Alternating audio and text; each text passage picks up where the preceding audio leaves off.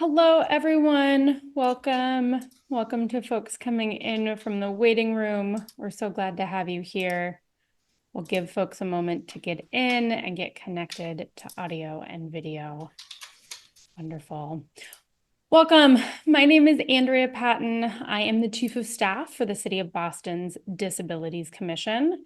And welcome to our accessible, available, affordable housing webinar, our final National Disability Employment Awareness Month webinar.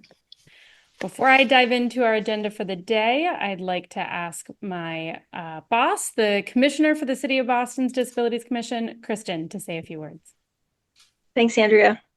Welcome, everybody. I'm really glad you're joining us this evening for our last webinar during Disability Employment Awareness Month. We're really happy to talk to you tonight about housing. We have some great colleagues from the City of Boston Mayor's Office of Housing who are going to give you a lot of information on accessible, affordable, available housing, as Andrea said. We know during National Disability Employment Awareness Month, we talk about the importance of finding a job and getting a job and, accommodations and things like that. But one of the things that comes along with it is housing. So we know that's a big challenge in the City of Boston and really everywhere. But tonight we want to talk to you about some programs that can really help you try to find housing. And like I said, I'm really happy our colleagues are here. So they have a lot of information. I won't delay their speaking time. So I'm going to turn it back to Andrea.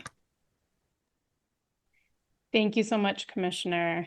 Beth, if I could ask you to share screen for me for the first few slides, just to get us settled, and then we'll dive right into content. So agenda for the evening, some introductions. I've introduced myself, Commissioner herself. I'll have our other presenters introduce themselves in a minute, just after I give some housekeeping notes. And then when we get into the content, what is that content? What can you expect? Well, first, we're going to talk about what accessibility features are required in housing in the buildings that are being built. And I will present that from the Disabilities Commission. Next, how do I find available units? Where do I even go to see where they are? The Mayor's Office on Housing will talk to you a bit about that. And they'll also talk to you about something that you may have heard about, housing lotteries for income restricted units. So before we go to our introductions, I'm going to say a few housekeeping notes. You may have noticed we do have American Sign Language interpreters in this meeting. They are spotlighted for everyone to see, but if you need the ability to multi-pin, please go ahead and DM me, Andrea Patton, and I can give you that ability. Captions are also enabled if you would like to turn on captions on your screen. Finally, this event is being recorded. We will be posting it to YouTube. If you have a question but you don't want to be recorded, feel free to put your comment in the chat. It will be read out on your behalf, and we can answer your questions. And that is true throughout the presentation. You can put comments in the chat at any time. Presenters, if they're able, will stop to answer them or get to them at the end. If you're unable to use the chat, please use the Zoom raise hand function to indicate that you have a question, and we will, again, call on you when we're able to pause. With that, I'd like to ask our other two presenters who'll be talking in a bit to introduce themselves before I dig into my piece. Beth, would you like to introduce yourself to our group today? My name is Beth Gavin. I'm a senior program manager at the City of Boston Mayor's Office of Housing. I'm part of the Housing Compliance and Asset Management Department. Among other things, my role is to ensure developments with income restricted units, which we're going to talk about tonight, have affirmative marketing plans, that they meet specific advertising requirements, and I also conduct the lotteries. My team and I also oversee the Metro List, which is the city's website for income restricted housing, as well as the Metro List newsletter. Again, happy to be here tonight, and I'll kick it over to Schiller. Hello, everyone. My name is Schiller Ambrose.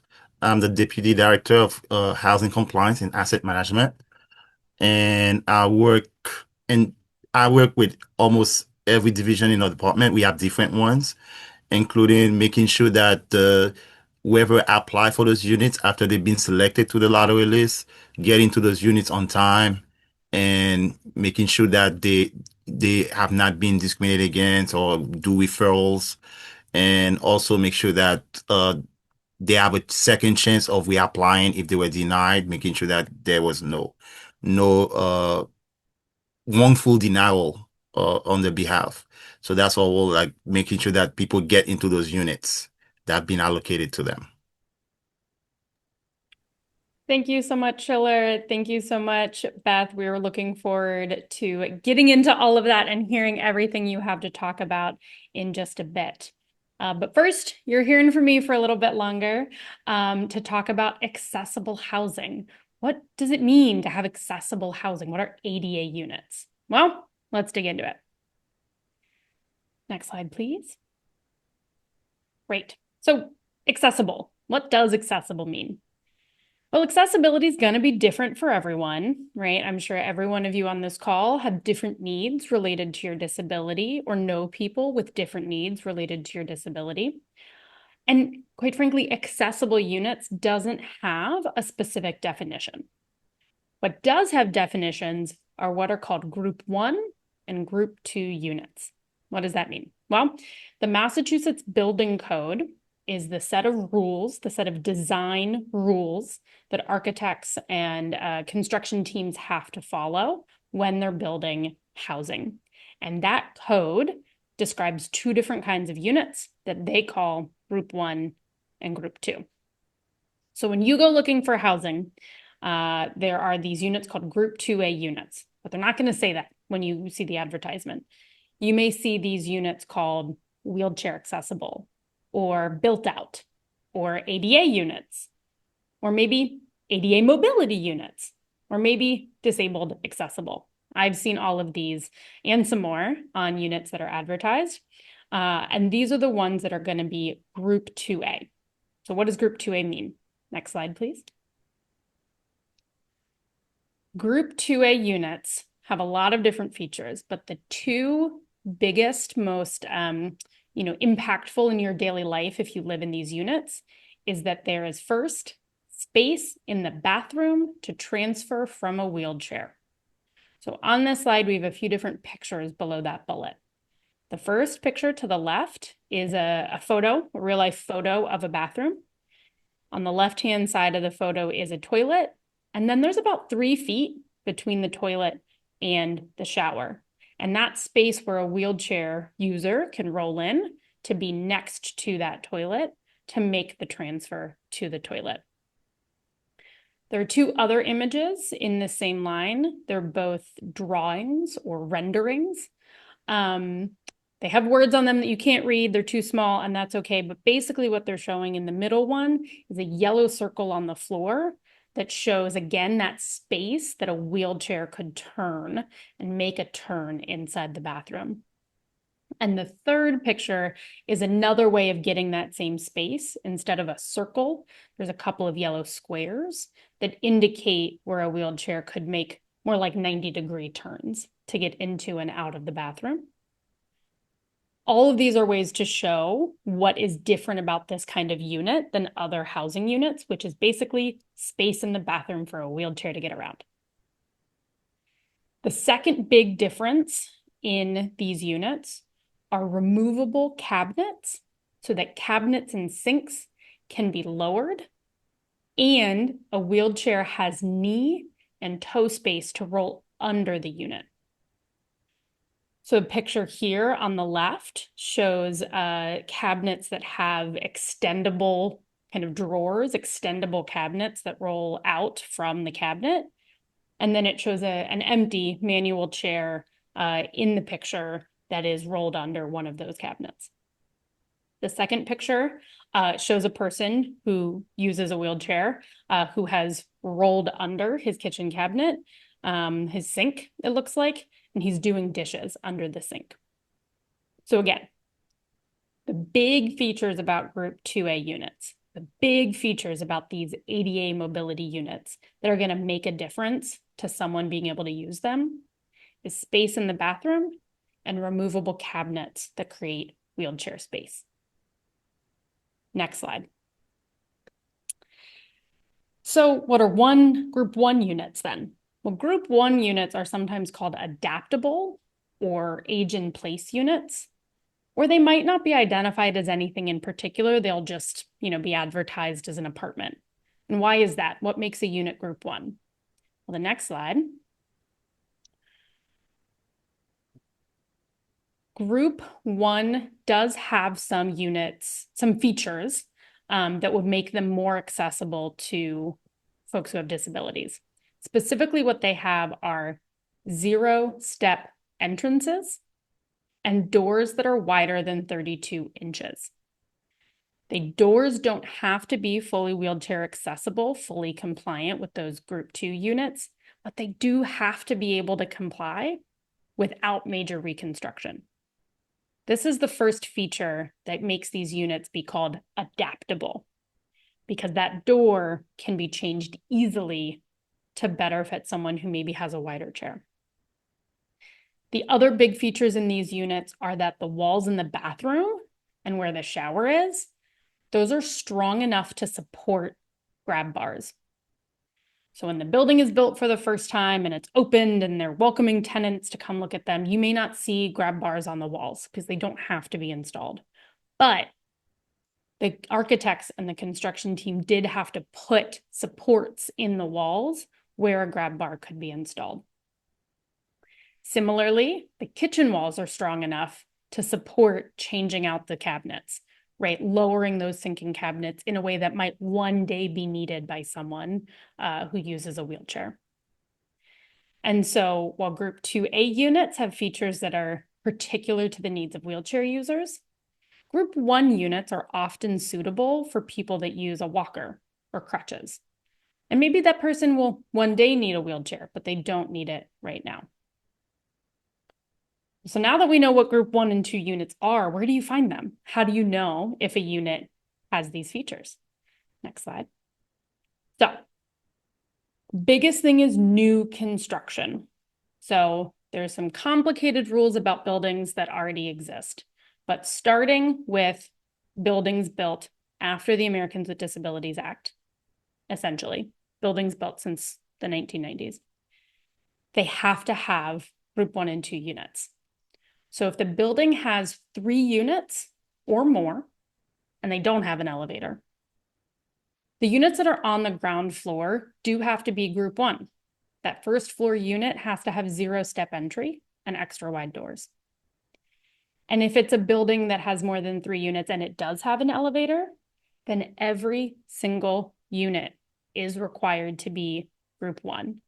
That means adaptable, able to get grab bars, able to have the cabinets lowered, even if they're not right now.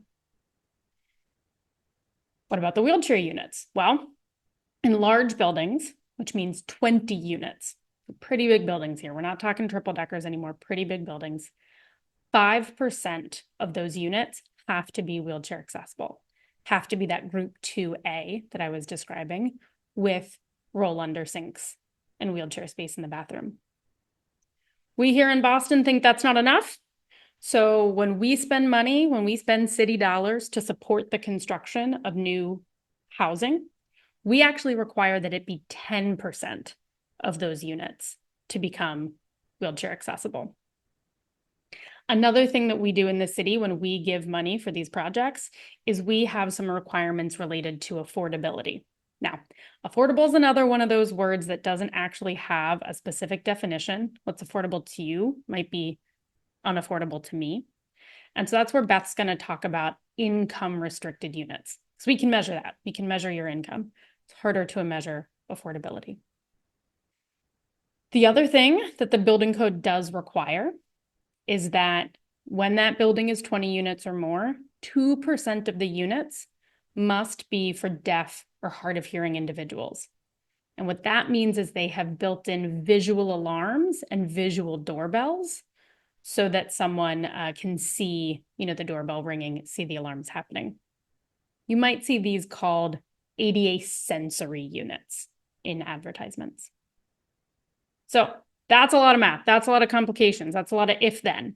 So my final slide before I hand it over to Beth is to give some examples. So Let's say a building being built today, or a building built even 5 years ago, had elevators and 100 units. There's 100 apartments in this building. And the city gave money to it. 10 of those units are wheelchair accessible. They have space in the bathroom for transfer. They have roll under sinks and roll under cabinets. 2 of the units are for deaf or hard of hearing individuals. They have visual alarms and visual doorbells already built in.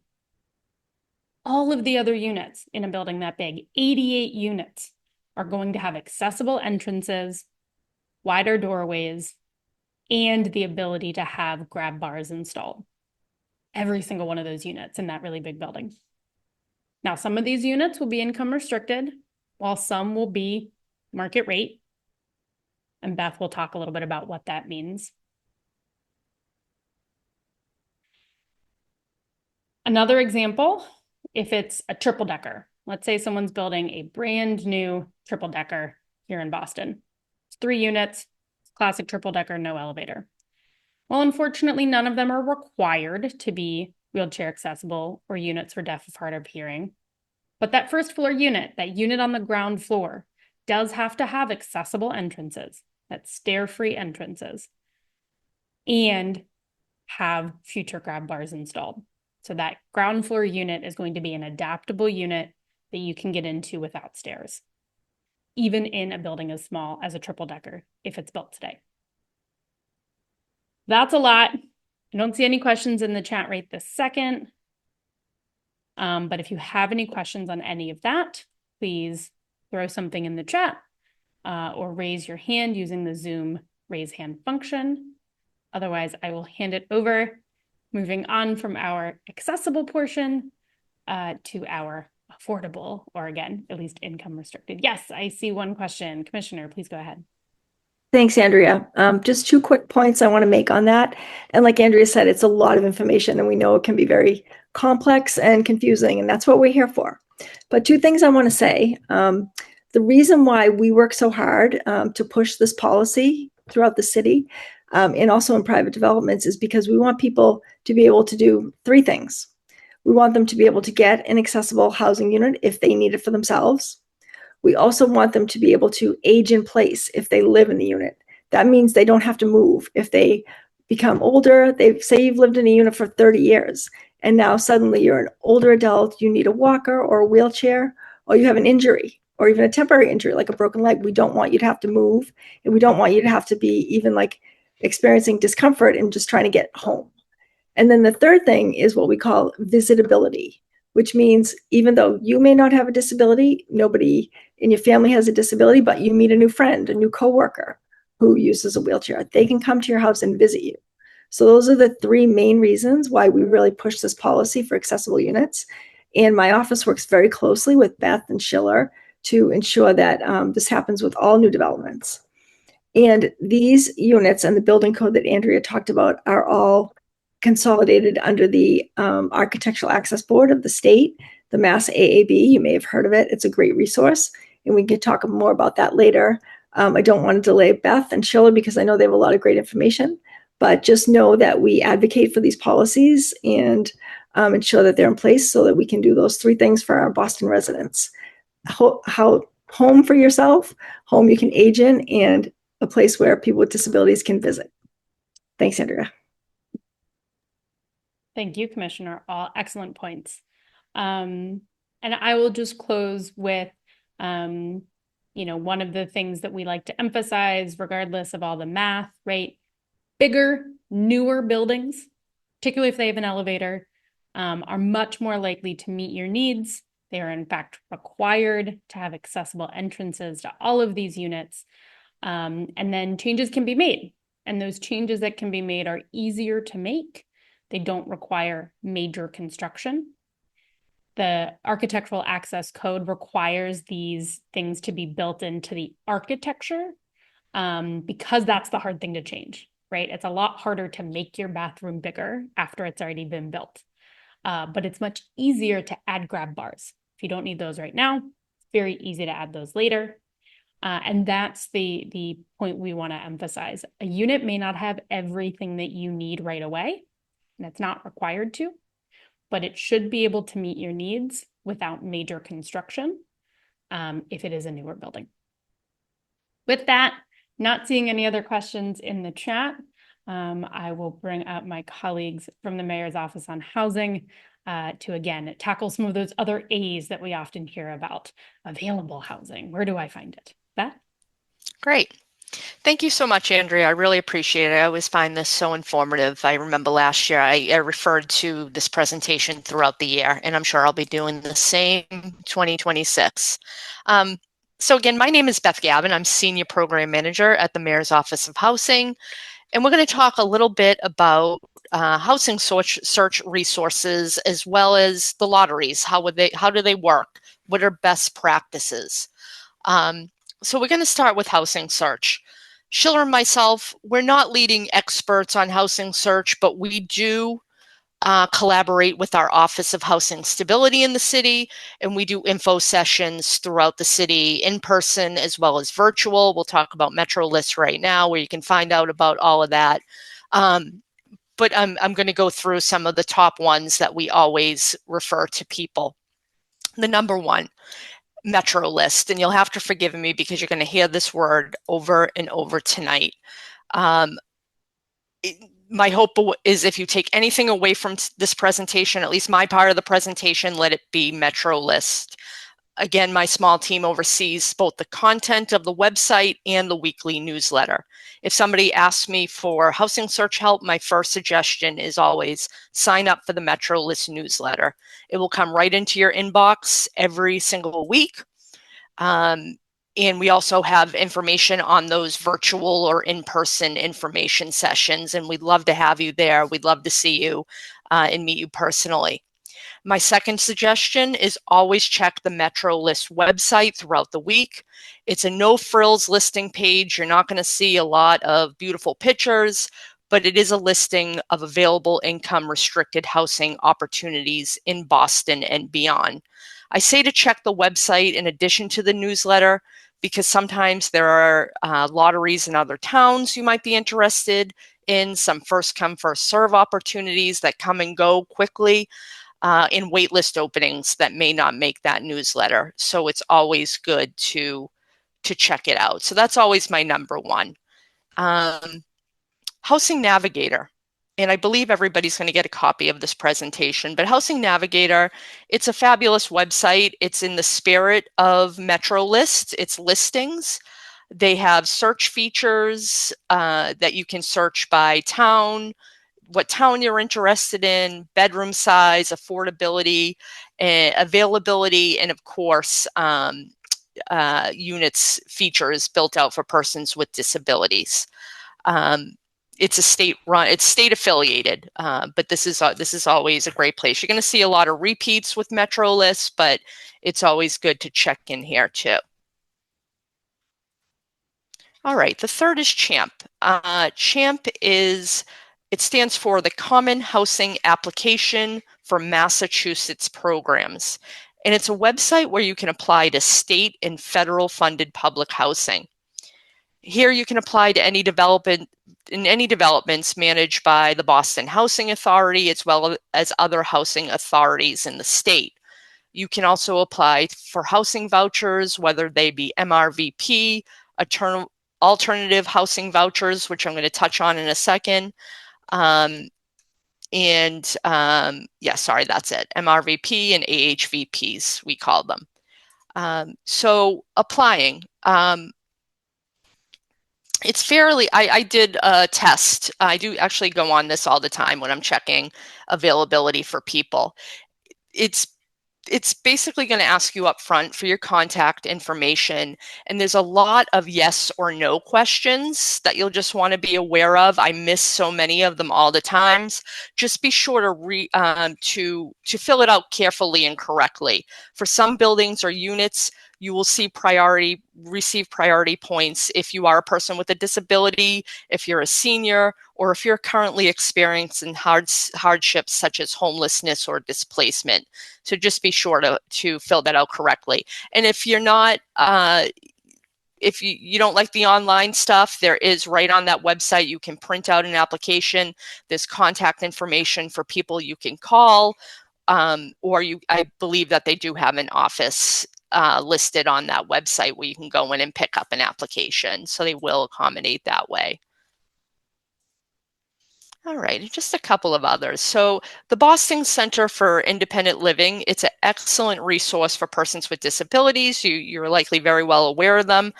They have virtual workshops for persons with disabilities on the first and third Wednesday of every month from 10 a.m. to 12 p.m. It used to take place at their office, but now I think they've gone completely virtual, and they're going to cover a lot. It's going to be a little bit of a repeat about what I'm saying, but it's a good place where you can pop into and ask questions, general questions, if you have them, and they'll be there for you on the first and third Wednesday.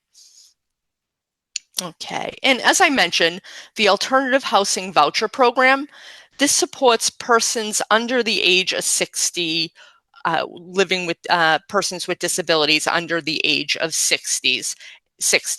It's typically for 1 bedrooms, but it can be expanded to 2 bedrooms with a reasonable accommodation request. And when it says persons with disabilities, it's every disability covered and defined by the Americans with Disability Act. It's not just the built out features of the units. It covers all. And if you are under 60 and you apply and receive one of these, you will not lose it when you turn 60. You can keep that voucher for as long as you need it. And I've provided links again. I think everybody's getting a copy here, but okay. So now I'm going to move over to housing lotteries. Andrea, should we be looking at the chat throughout, or are we going to wait till the end? Does it make what makes sense? Yeah, great question. Thanks, Beth. So far, the questions in the chat are more related to the first part of the presentation, so I didn't want to interrupt, but I'm happy to dive in now to put those on the record if you're at a pausing point. So the first question is, what are the requirements for building entrances to have automatic door openers? It's a little bit complicated. They're not usually required. So basically, a door is required to be able to be opened with a minimum amount of force, with a small amount. It can't be harder to open than what's called 5 pounds of force. You don't have to know that part. Basically, it's got to be easy to open. It's got to be lightweight. And there has to be maneuvering room around the door swing for a wheelchair user to use it. If the door can't provide those things, if it's too heavy to open for some reason, sometimes exterior doors are heavy because of wind, I don't know. But if it's heavy for some reason, or there's some constraint where the door can't provide that maneuvering space, that is the only time an automatic door opener would be required in a building. Next question is about accommodations. What accommodations are offered for a blind individual other than Braille? We may need to take this offline. Other than Braille on elevator signs, I don't believe there is any other blind or low vision specific like housing accommodation that's required in the building code. But I can certainly get into what I know about things like fair housing law for accommodations. And then in the event of a power cut due to an unforeseen natural disaster, will visual alarms for deaf people work? To my knowledge, that would very much depend on whether or not the building is a backup generator, things like that. The building code does not, the architectural access code does not cover utilities. That'd be a different part of the code that I'm not familiar with. Great questions all. And Beth, thank you for the time. Great, thank you. Okay, now we're going to talk a bit about housing lotteries. Eligibility, we're going to go over a sample ad of an upcoming project. I'm going to talk about preferences. Schiller is going to talk about paperwork, and then we're just going to go over some best practices. Okay. All right, again, MetroList, #1 resource. And I didn't mention this before, but if you are on the MetroList News website, you can filter for, just like the Housing Navigator, you can filter for what you're looking for, bedroom size, town, or neighborhood rather, as well as features you may need built out for persons with disabilities. Okay, so here is a typical ad, it's coming soon. I expect it, I put down in my notes 30 to 45 days, but I think it's going to be in the next 3 weeks. This is a ad for inclusionary housing units. So inclusionary housing units are units that are set aside in these big, beautiful buildings that you see going up all over the city. They have to set aside so many units to be income restricted. And the building is larger, it has a lot of market rate units, but these units will be the one, they're advertised separately.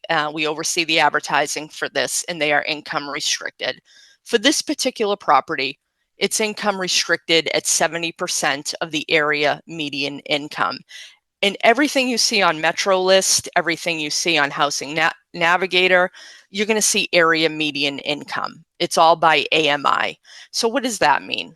When it comes to an ad like this, AMI means two things. It's the maximum amount a landlord can charge you for rent, or if it's sales, a developer can sell that unit to you. And it's also the maximum amount a household can earn to be eligible for these units. So to truly gauge your financial eligibility, you'll want to focus on two things: minimum income and maximum income. So if you're interested, say, in the one-bedroom unit, it does have a one unit built out for persons with mobility impairments. If you want to apply for that and you're a two-person household, your household together would need to make a minimum of $52,380, and you could not exceed the maximum of $92,680. So as you can see, the larger your household size, the more you can earn. And everybody that is going to live in that unit with you should be counted towards your household size. Dependents, children, roommates, spouses, roommates, anything, anybody who's going to live in that unit with you should be counted in there, not just people who contribute financially towards the household. I do want to note, if you are a voucher holder, whether it's Section 8, MRVP, VASH, or AHVP, a mobile voucher holder, minimum incomes do not apply to you. There is asset limits associated with these, and for the 70% AMI, it's $75,000. So I do want to point out too that Metro List has an AMI estimator. I'm not crazy about it, but it will ask you questions about your income as well as your household size, and it will tell you what AMI.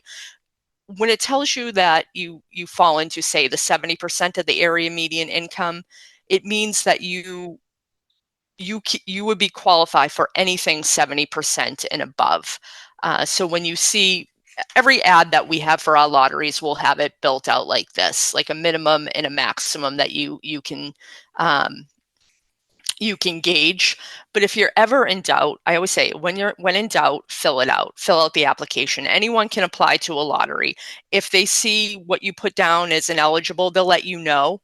And if it's incorrect, they can, you can appeal that. But just sometimes when people are brought in with their financial documents, it turns out they do qualify. So when in doubt, fill it out. Beth, we do have one question in the chat. I can't apply to a lot of places because I have more than 75,000 in assets. I know if you're elderly, the asset max is often 250,000. Are there any exclusions for persons with disabilities that I should be aware of? Unfortunately, no. So there is not. It's typically, and I'm saying this for the inclusionary housing, it may be different for government funded housing. We had talked about that earlier, the ones that have more mobility units, but for the inclusionary housing, there is not. Schiller, that's correct. Is there do you know of anything? No, Okay. Now, unfortunately. yeah, so anything 80% or above, it is $100,000 asset limits. That's correct, Schiller, right? It's 80% and above. Anything 80% and above, of course, the rents would be higher, the income eligibility would be higher, but the assets go up to $100,000. Yes.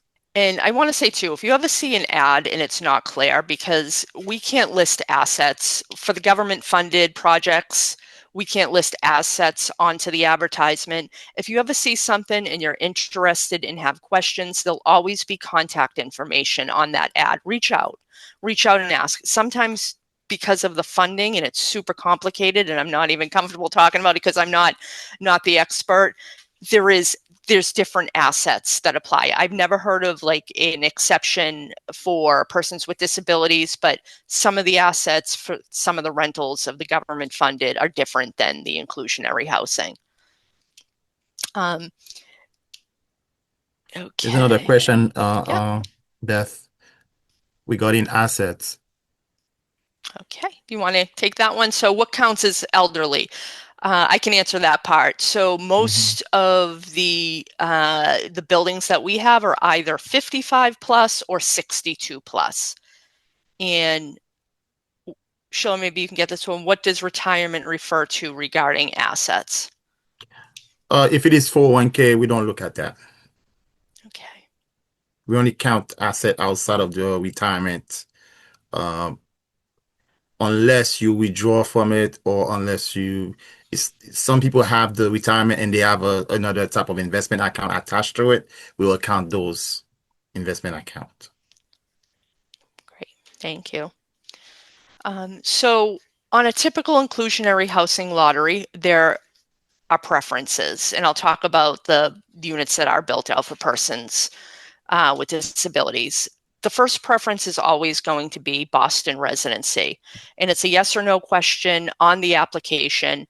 If you fill that out and you have the documents, if you're called forward to provide, and we'll talk about documentation in a moment, you will get the top ranking in all inclusionary housing lotteries within the city. Boston residency is not required, but it is a preference. The second is typically household size. That's for units with two or more bedrooms, of course. Households with at least one person per bedroom listed on the application will be ranked higher than single person's households for a 2-bedroom. A 1-person household is very welcome to apply for a 2-bedroom, but those with 2 or more people in their household be ranked higher than you unless you have a reasonable accommodation, a documented reasonable accommodation. And on the online application, there is something where you can fill that out, for whether it's medical equipment or for whatever reason, if it's related to a disability, you need that extra room, you will get that preference. You will get that 2-person household preference. 1-person households are ineligible for 3-bedroom units. And of course, that is unless you have a documented disability-related reasonable accommodation for that. And the third part of all lotteries, for the most part, all lotteries are slightly different, but it's the lottery number. So we'll talk a little bit about how we get to the lottery number, but for the most part, these are the top 3 when we sort and rank a lottery. Now, for units that are built out for persons with mobility impairments or for those who are deaf, hard of hearing, people who need those features will have the top preference for that. Those lists are a small fraction of a regular lottery list. So I highly encourage everyone to apply if needed. If you know of somebody, please let them know that if they are looking for housing and they have interest in it, to please apply. Now, what happens if I do this lottery, which I will probably in a month or so, and there's people who apply for the mobility unit, but nobody wants it at the time, or they just go through the list. It happens a lot.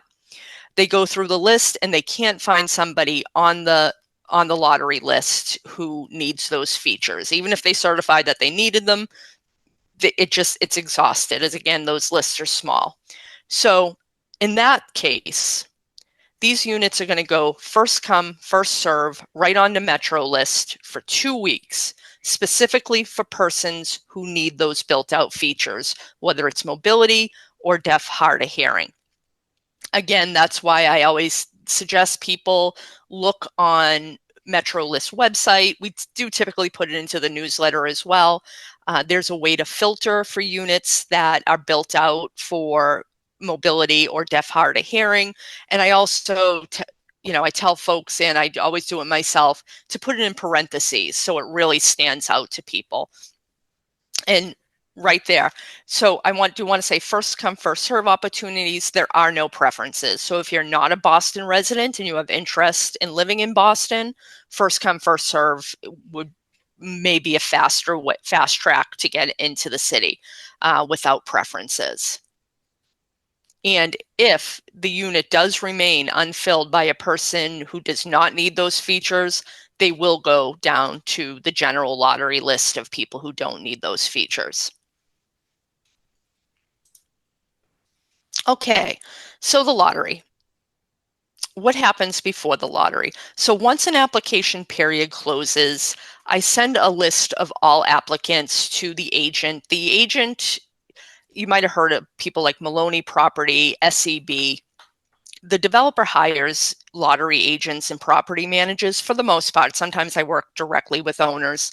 So I'll work with those companies on the lottery applications. Once they're in good order, I assign them the Boston Fair Housing Commission application number.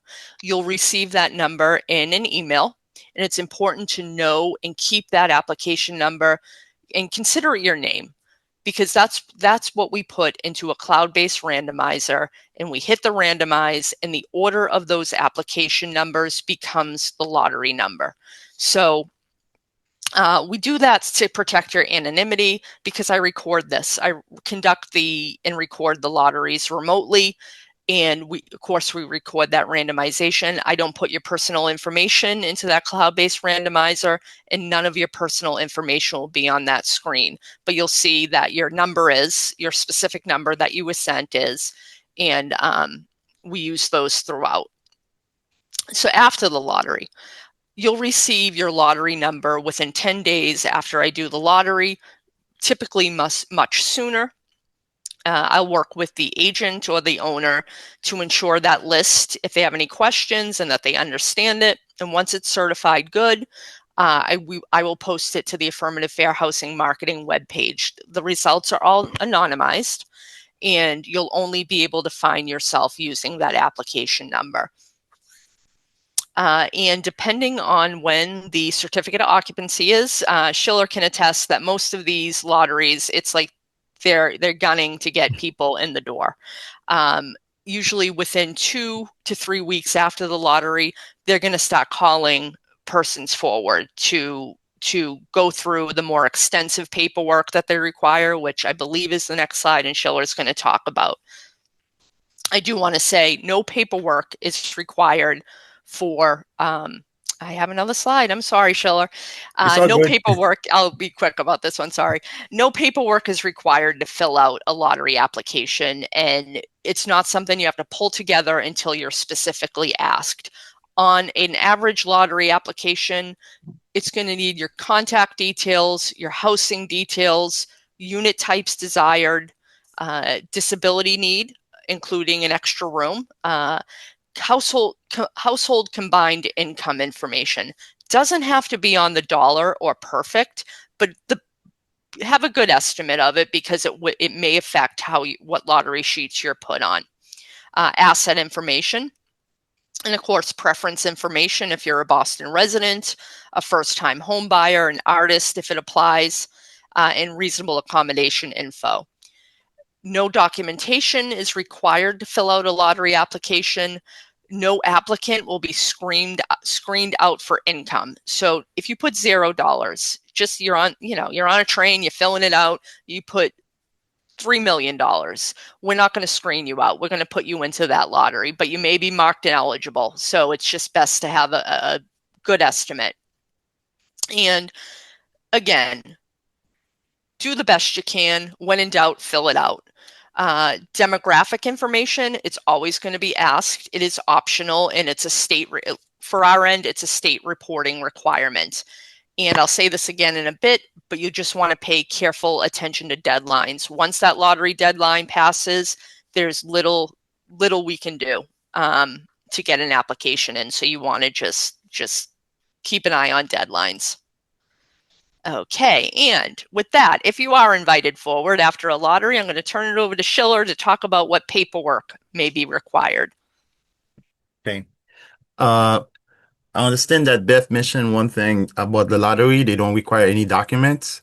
However, you have to make sure while you're applying for the lottery that the documents you will be submitting in the future is close, not similar, but close to what you said during the lottery process.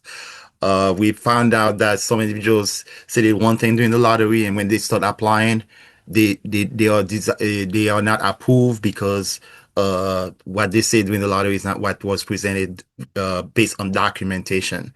That process is really verifying what you stated during the lottery process. So you have to, the first one is one of the preferences, residency preference, proof of residency. So if you, one of the preference that's why you won the lottery, one of the preference was residency. So you have to show that you actually live in the city of Boston or where you stated that you lived. And we can use a transitional letter from the homeless shelter if you're in a shelter, a signed lease, and we'll need two additional documents like car registration, utility bills, cable, and or registration, voters registration, cell phone, a landline phone bill. Sometimes we have folks will leave. We have some issues where the person actually live in a room with somebody else, so they don't have utilities. So we have special preferences, accommodation, but that is on a case by case basis. But still, we'll need other proof that show that you live in the city of Boston. And if you have occasions where there was a fire in the house or you became a homeless and you don't live in the same place anymore, make sure you save all the documentation showing that those things actually occurred to you if you're planning to move into an IDP unit. Financial documentations is for assets. We ask for bank statements. We ask for your pay stub to prove income. We ask for your tax return, and we also ask for your most recent bank statements. Uh, those are to those are used to calculate your income, and they also used to calculate your assets. Uh, for bank statements, if it shows that you are receiving recurring funds in that bank statement, we also use that as your income, unless you show there's special reason why you are receiving it. And if you have not filed taxes, you need a statement of non-filing from the IRS in the city of Boston. Somebody mentioned pay stub and sometimes tax return are not available. We will need something. If you're earning income, if you're self-employed, that's one example, we will need a profit and loss income from you showing what you're earning and what you're spending, and we only calculate your net income as your income. For those who do Uber or Lyft, that's what we use. If you're self-employed, artists who are working on contracts will get a lot of profit and loss statement from you and your tax return. That's what we will use to calculate your income. Next, Beth. There is one question about government shutdown, can't contact the IRS. Ellen, if that situation does arise, we will work with you. I believe there is a state equivalent that is acceptable, but we certainly won't deny people for things that are out of their control. Yeah, there's a state. We also accept the state one in case you cannot get the IRS. And sometimes some people don't get anything at all because they haven't filed for a long time. Will allow you to print the error message from the website, and then with a letter of explanation, and then we can. Those are on a case by case basis. That doesn't mean we'll accept it, but if it's proof that yes, you cannot obtain it, sometimes we have to make the decision to go ahead with it. All right. Perfect. Thanks. I've been tempted to update that slide, but I feel like I'll curse. I'll jinx it all. It's all good. I remember. So the screening for unit bills for mobility, deaf of hearing, and impairment. I understand that Ms. Patton covered most of the features of the units. So The process is well, a link is provided to the agent, and I forgot to mention this. All those documents will be submitted to the agent first. The agent will pre-screen you and determine if you qualify to go forward to the second part, which is us at this at MOH. So therefore, you may not even, if the agent determine that you don't qualify, we may never see those documents. However, if you feel that you do qualify, you can request a re-examination where we will conduct a re-examination of your documentation to see if the agent made an error. But the error has to be an error during the process, not after the process. So we had people who try to change their income after they find out that they don't qualify because of income. No, we won't, that's not. The error has to be an existing error during the process. So the same for deaf of hearing. The agent will be send a link to your doctor or the medical office you're working with, and they will upload that information into a system where the commissioner, Kristen, will look at that information to determine if you qualify for those features of those units. That's very important. It's not just saying you need that ADA unit. No, they have to say why you need those features in those units. And then they will send a letter to us to say to go forward with your application. Then we'll approve you and send the letter to the agent to let you know that you were approved for the ADA units. But the key is uh, that information has to be submitted via your agent and via your medical office to the commissioner, and the commissioner will give you your information and let us know that you are approved for those units, for the unit that you're applying for. So it is important that you know that what features you qualify for. We've received people who have a, motions sensory problem and they apply for mobility. No, they're not the same thing. Just because they say ADA, that doesn't mean because you have a sensory problem, they're gonna give you a ADA unit for mobility. So you have to know which one you're applying for. When you're applying for the lottery process, make sure you pick the right units. There's always two units for hearing impairments. Make sure you pick those units. Don't pick a unit that you don't apply for just because it states ADA. Make sure that the ADA is ADA mobility. If it is ADA mobility, you apply for that. If it is ADA for deaf of hearing, you apply for that one. So those are areas that we've seen very, very often. Unfortunately, we cannot assign you a unit that you don't fit the features of that unit. Andrea, did you want to say something? I was just going to come on in case there are any additional questions about that, because as you said, I know we hear that a lot.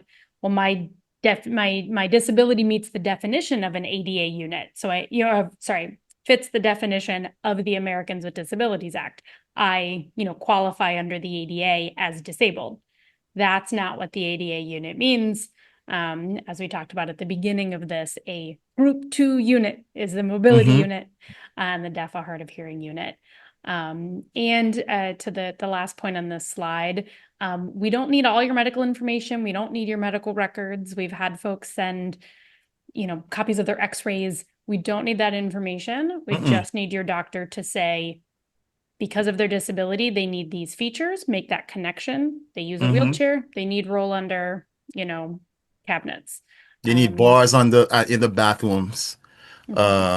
We had accommodation where the person only need the first floor because of a sensory problem, or they need a room away from the parking lots because they cannot hear noise, cars and stuff like that. So we receive all kind of requests.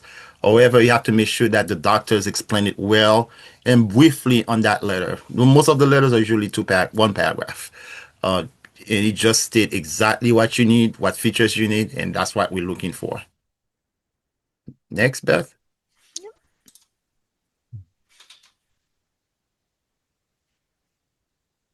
Okay. So I think that part, I think I covered a little bit.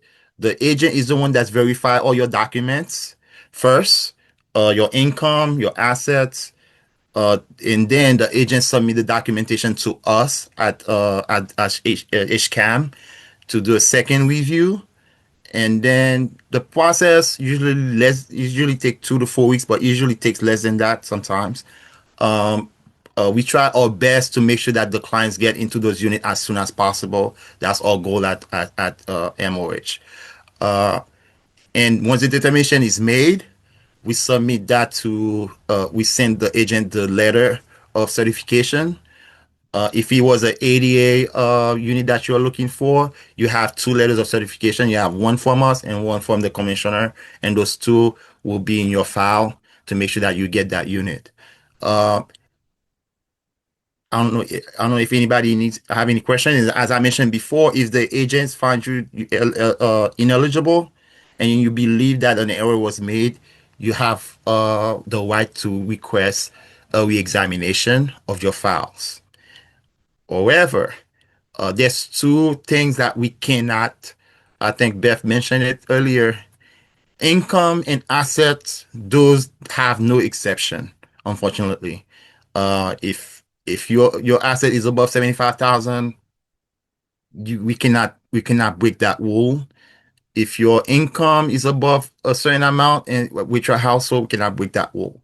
I also want to make sure or mention something during your submission to your lottery. If you see your household is two, the person has to be, you have to have the right to have that person as an independent.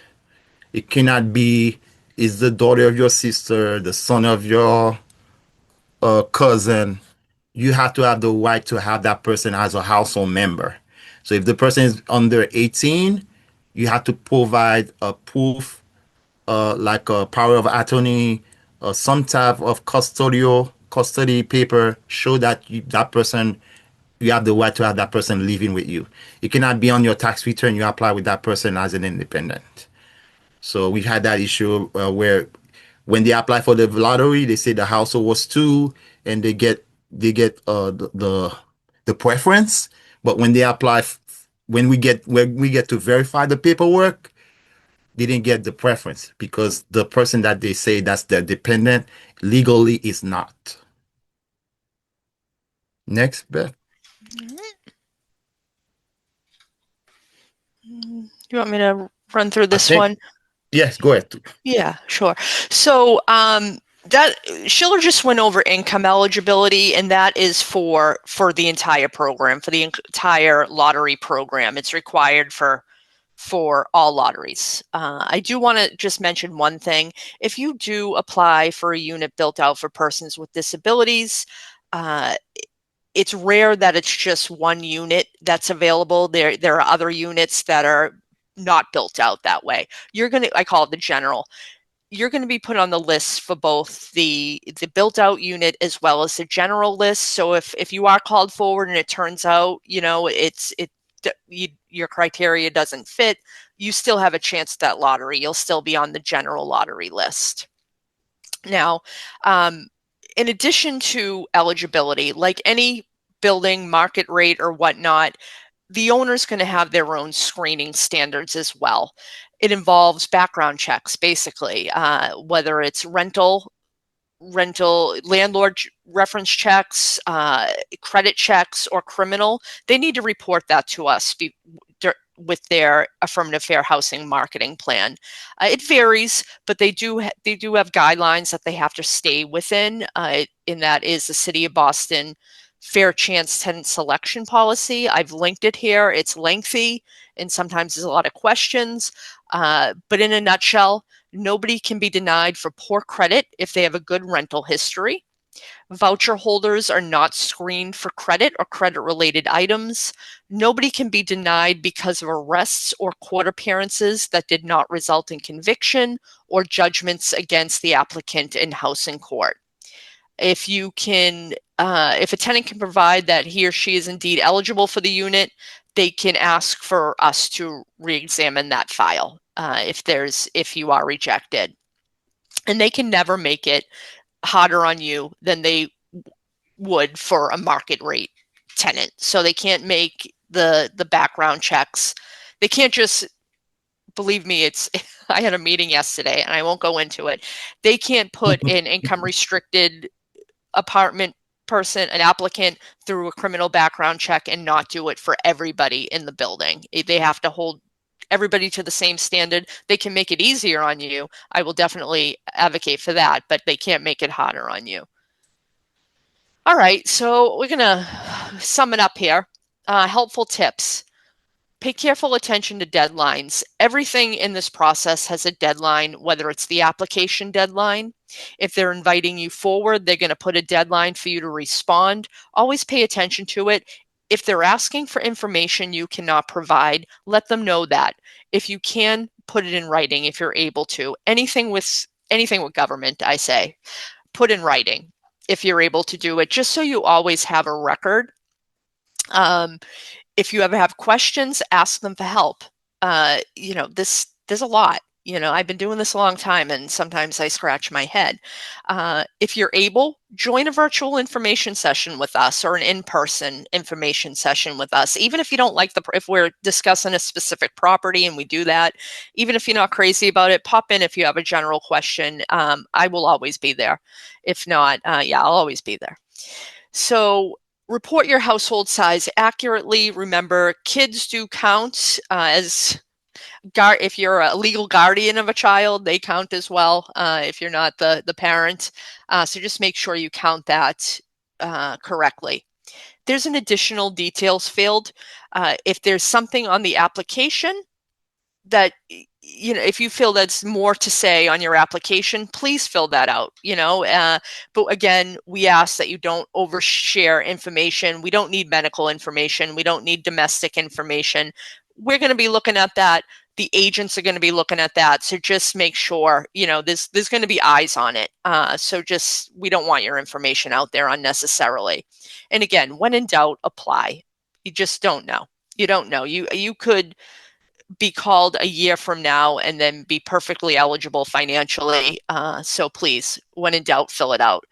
And now here is some upcoming rental application periods. I'm not going to read this whole thing through, but in the next week, you're going to see Bartlett Station in Roxbury. There's 34 units. They're higher in AMI, but this is one of the government funded buildings. So you're going to see a lot of mobility units there. 40 Soldiers Field Road in Brighton. It's an inclusionary.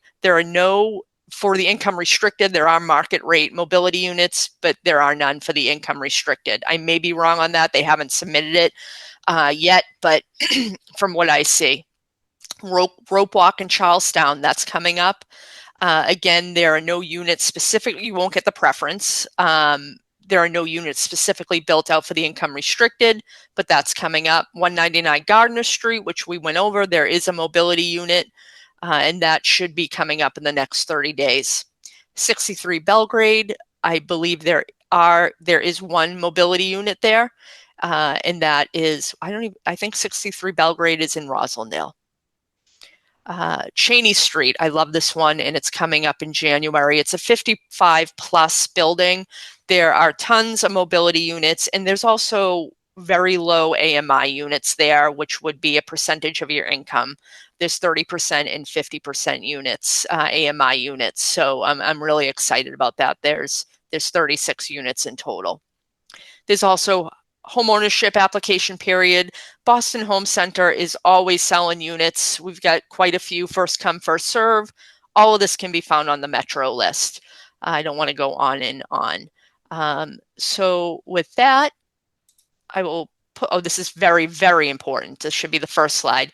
If you have been discriminated against seeking housing in Boston, please reach out to the Boston Fair Housing Commission. I've put a link in this presentation, which I believe you'll get, where you can initiate a complaint online. I've also provided their phone number. If for whatever reason you're uncomfortable contacting the city of Boston, or you're outside, this happened outside the city of Boston, I've also put information for our friends at MCAD, Massachusetts Commission Against Discrimination, where you can call them. And just for show, I put HUD on there.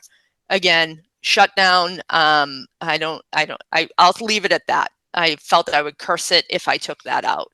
So, and that, my dears, we're going to put up our contact information. If you ever need anything, please reach out. I put the affirmative marketing email address on here because it's going to hit me and it's going to hit the two wonderful people who now work with me. And they are so eager to respond to you. It's unbelievable. And it's a great way for them to learn. If they don't have the answer, they seek it out and they're just so responsive. So I highly encourage you. And if we don't have the answer, we know the people who will have it. So anything you need, please reach out. And I'll put that in the chat as well. Andrea, can you add our email in the chat? And I just want to thank Beth and Schiller so much for all this information. We will send out the slide deck, so you'll have all this information at your fingertips. It will also be posted on YouTube. Again, always reach out to us if you have any questions, disability@boston.gov. We really appreciate your time tonight, and we wish you well on your search for housing. Andrea? Thank you, Commissioner. Thank you, Beth. Thank you, Schiller. I do see one final question in the chat, although we may need some more context. It just says status re Section 8. I don't know if anyone has an update if you're referring to I don't. the shutdown or anything like that. Section 8 is those vouchers are typically managed by other parts of the city of Boston or quasi agencies such as the Boston Housing Authority.